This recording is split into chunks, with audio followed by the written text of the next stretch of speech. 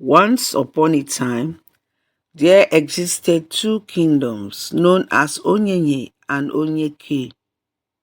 Onyenye kingdom was inhabited by only women. There were no men because nothing like men ever existed there from the beginning of the kingdom's creation. Onyeke kingdom, on the other hand, was only inhabited by men species, humans. There was nothing like a woman existing somewhere within the kingdom, too. Thus, the two kingdoms existed separately with their separate rulers and subjects, without them knowing each other existed in the world. Onyenye kingdom was ruled by Onyenyeka. She was a very tall and beautiful lady that was always dressed in a way that was peculiar to herself alone. Anywhere you see her, she was always honored and respected by her subjects who never ever disobeyed her. The queen Onyenyeka was very wealthy. She had a particular type of bed that defecated money, and this money made Onyenyeka wealthy enough to be able to run her kingdom efficiently without the women lacking anything money could buy. She used the money she realized from the bed to build her kingdom. You could see wonderful buildings and good roads. All the women ate and drank well. There was nothing like anger or quarrel amongst them, and they obeyed their queen to the last letter of the word. The women were always well dressed, and in their lives they had never seen men before. They had one natural thing though. They only took their bath in the river. That was the law of the land. Despite all the riches, they never took their baths in a bathroom. It was always in the river. When they had all finished their chores, they would move down to the river to take their baths. So every day after the daily chores and bath, the queen would bring out the bird from its cage and command it to start defecating money. And the bird would start to steal money until the queen commanded it to stop defecating the money before it would stop. There was a law governing the bird's existence, and that was no matter what happened in the kingdom, the bird must never be kept hungry. In order for it to be able to survive and continue producing money, the bird must always be fed at the right time and never starved. All the inhabitants of Onyenye kingdom obeyed that law and did according to the laws and traditions of the land. So live contentedly without any problem. The Onyeke kingdom, on the other hand, was ruled by a king called Onyeke the Tenth. He was a strong warrior and ruled the subjects with a strong hand. They had never lived with women before, and they have been living for long and did not know human beings in a woman form existed. In the kingdom of Onyeke, things were not easy. They ate through the strength of their powers. They tilled the ground and suffered to plant crops and waited for it to grow before eating. And survival was something they worked hard to achieve. One day, an old man in the kingdom told the king a story he had heard when he was a little boy. He said he had heard that a set of humans with breasts, long hair, plated, and have a private part different from theirs existed somewhere in the world. He said the set of people was said to have a bed that defecated money and that they were a very wealthy set of people. That day, after he finished telling the story, most of the men started to wonder how such a group of people could have actually existed without the knowledge of theirs. The king became very curious and invited 8 of his strong warriors to his palace. He told them he wanted to send them on an errand to find out if actually a set of people suiting the description of the old man actually existed in the world. If ever they come across such people, they should also find out if they actually had a bed that defecated money and come back home to give him feedbacks. He made them to understand that if they could get such a bed, it will make a lot of difference in their kingdom and help them to live a better life. They will then have all the comforts in the world and live a better and happier life in the kingdom. The men agreed, and within the next few days, God prepared for the journey. Almost all the people in the kingdom came to pray for them with their ancestors and escorted them out towards the road that led the way from the kingdom. In that part of the world, there was nothing like cars, roads, and opulent buildings. Everything was minimal existence. The wide roads were created by the men, and rough wooden or mud buildings were the things you could find there. Outside the kingdom, the young men on their journey, led by Ebube, the great warrior, roamed all over the thick forest in search for what they had been sent to look for by the king of their kingdom, without a single clue as to where to find such. They had walked far into the forest for almost 3 months when they came to a very fast flowing river with thick bushes to one side. Behold, what their eyes saw they had never expected. A group of human beings were having their baths, but true to the old man's words, they could see they had long hairs and breasts. They were very beautiful, well shaped, and properly adorned in their regalia. The youngest of the travelers was the first to sight them and quickly drew the others' attention to it. Look, he said softly to the group. Look closely behind those bushes. What do you see? He asked. What? The leader of the group asked and turned to see what the young man was pointing at. That's it. Yes, that's what the king has sent us to look for. The second in command said happily in a whisper and made to move out of hiding. But their leader quickly restrained him. Wait, Ebube, the commander and leader of the group, said, holding on to the young man's left hand. You can see they are having their private moments. Let's wait a bit. When they are leaving, we can confront them. He turned and looked at the 8-man crew with him. They all stood behind the bushes, staring at the women's undressed forms as they took their bath. The men could not believe such entities existed, and Ebube was busy staring helplessly when one of his men indicated that the women were leaving. Ebube could see that they were all richly dressed and elegantly adorned with jewelries, but there was one that stood in front of them all with a composure and magnificent build that portrayed she was probably the leader of the group. He beckoned to the others to follow as he jumped out of the bush. Hey! Ebube shouted at them. Stop there, he commanded. There was a sudden turn, like in a slow motion, as the woman swiveled to look at the direction from where the voice was coming from. The female warriors, on sighting them, quickly surrounded their queen in protection, and the others quickly brought out their defense weapons. Ebube made a sign they had not come for war, but for peace, and his men quickly moved closer to the women. There was shock on their faces at the sight of the scantily dressed men with their strong and powerfully well-built muscular bodies. Ebube greeted and gestured to them respectfully, and the shocked leader asked what they were doing in her kingdom. They managed to explain with gestures and words that they were strangers passing by on an errand for the king. They did not let her know the purpose of their mission. The surprised queen invited them to her kingdom and entertained them with foods and drinks.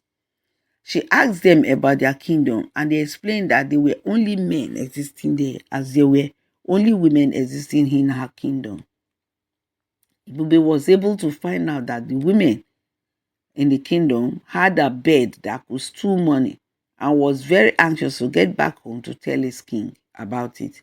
He asked a lot of questions about the bed and told the queen a lot of things about his king. This aroused the inquisitivity and curiosity nature of the queen, and she told Ebube she would love to follow them to their kingdom to see the much talked about king of Onyeke. Onyenyeka subjects were surprised to hear that from their queen. She had never traveled out to seek such adventure before, and despite the fact that they were worried about it, they were also curious to see the men. So, on the stipulated day of leaving Onyenye kingdom for Onyeke kingdom, Onyenyeka summoned her subjects and chose 8 strong women to go with her on the journey.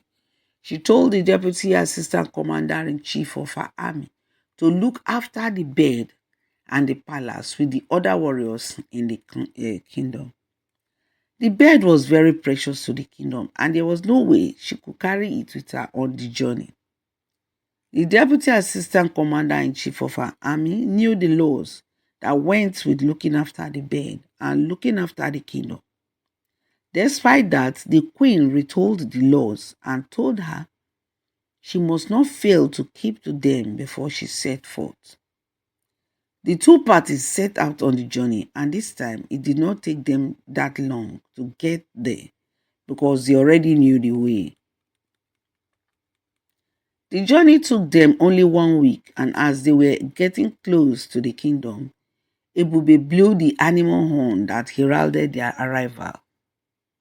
He blew it 7 times, which denoted that they were coming into the kingdom with visitors. Quickly, Onyeke the 10th called his men and told them to prepare a place for the visitors. He was surprised when Ebube and his men entered the palace with human beings completely different from the type they were used to seeing in their everyday life. They were led into the palace and brought to the king's court. As soon as Onyeka was introduced to the king and their eyes met, it was like a topsy-turvy of emotions, and she fell headlong into his arms as though pushed by a great force. There was a great shout and shock that ran through the 8 warrior women that had accompanied the queen on the journey. They rushed towards their queen, but the king stretched out a restraining hand as a sign to them to stay where they were. She was unconscious. He carried her to a nearby coach and placed her there. He straightened himself up and beckoned on the others to be given a seat, and they were given where to sit, and they waited silently for a reaction that could lead to something else. The women knew no one had done anything bad to their queen because they had not had any disagreement on the way with the men, and they had not eaten their food or drink their drinks or water either. So there was a mystery going on now that none of them could decipher. The king called the 8 female warriors and asked them if their queen had been ill before they set out on the journey. But they said there was nothing like that. She was completely strong and healthy when they left home. The king gave them shelter and carried the queen to his own bedroom. He told them that he would personally take care of her to be sure she was all right. When they had all gone in to sleep, the king took some warm water and started to clean her body. When he got to where her face was, he felt drawn to her. A deep feeling of possession overcame him. He wiped her face and moved on to the neck and breasts. As he was cleaning them, a tense longing within him that he had never felt before in his life stirred within. He stared at the strong standing mounds and swallowed deeply. Honestly, he had never set eyes on women, on any woman's species before. When he was through with cleaning her, he went to sit on a nearby chair. But incessant noise she made him come to sit on the bed to watch over her closely. He was tossed, watching her every unconscious move when he fell asleep and lay beside her. Onyenyeka, in her unconscious state, turned now and then towards him. She would sometimes place her foot on his body and later remove it. Soon she wrapped herself all around him, and the king woke up to find himself all wrapped up and entangled by the queen. He felt a strong longing for her. He could not extricate himself. He felt the softness of her body, making him feel something he could not explain. Instinct and destiny was at work, and they told him what to do. He did not know how the next thing happened. He held her close, and the sharp pain she felt as she lost her womanhood woke her up, and by then the deed had already been done. The queen was in a shock, but the relieved king was on his knees, worshipping her like a goddess. He had discovered what he never knew existed before in his life, and he quickly washed the blood-stained bedspread himself. The overwhelmed queen sat there in wonder what must have happened to her and how she came to be alone with the king. He was very handsome, and she wondered at the species of human he was. He was so masculine and muscular with a great height that she stared at him. She wondered where her guests were as she looked at him. The king, on reading her mind, called for his manservant and sent him to bring the queen's girls. When they came into the king's bedroom, they were happy their queen had regained consciousness. They asked her what must have happened, but she could not explain because she did not know herself also. She got up and tried to move, but the sharp pain she felt made her gasp, and the king threw away his face, knowing he was the cause of it all. She braced it up and stood up, moved a little, and came back to sit down on the bed. The women stayed in Onyeke kingdom for almost 1 month before they started longing to go back home to their kingdom. The men did not want them to go back anymore and had been cajoling them to wait a little bit longer day by day until they stayed up to that time. The king was already head over heels in love with the queen, and 8 of his warriors had already chosen from the other women. One morning, the queen woke up and started vomiting. She was vomiting. It was so serious that the king sent for the palace traditional medicine man, Uboko. Uboko threw his divination and told the king a new beginning was coming and he must be ready to embrace the change because he had already initiated it. He told them not to be afraid because all will be fine at the end. He gave the queen the herbs to drink, and before he left, he made sure that she was okay. By the end of the third month, the queen's stomach was already protruding. The worried king was almost going crazy, and with the incessant demand of the queen to go back home, he decided to go with her. They were already in love with each other, and they had discovered by now they could not stay without each one another. They could not stay without one another. The next few days saw the king and his men heading towards the Onyinye kingdom, with the queen properly shielded and protected due to her health. They arrived there at dusk, and the whole of Onyinye kingdom was in a joyous mood when they saw their queen and the warrior women return back home safely. They had been very worried as to their safety. The queen rushed to where her bed was, and behold, it was not there. She called on the deputy chief commander of her warriors, whom she had entrusted the bed with, and asked for the bed. She had taken the bed to a very wet and not conducive place for the bed to stay. Throughout the period the queen was away, they hardly gave the bed food to eat. And it was very bad for the bed because it had emaciated beyond recognition. The bed was no longer producing money because they had gone against its law. It must not be kept hungry.